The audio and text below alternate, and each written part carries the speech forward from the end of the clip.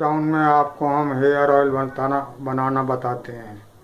Hair oil कैसे बनता है। बुल्ली आंवला हेयर ऑयल का फार्मूला जो सामान्यतः इस्तेमाल हो सकता है, आप भी अपने घर में इस्तेमाल कर सकते हैं।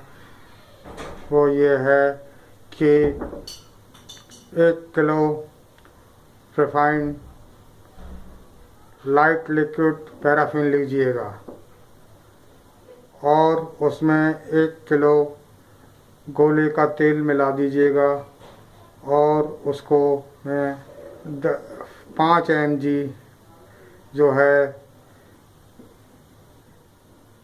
एसेंस मिला दीजिएगा आंवले का या बादाम का, दोनों में से जो आप उचित समझते हों अपने लिए। और उसको हिला दीजिएगा कुछ देर, बंद करके शीशी को कुछ देर हिला दीजिएगा।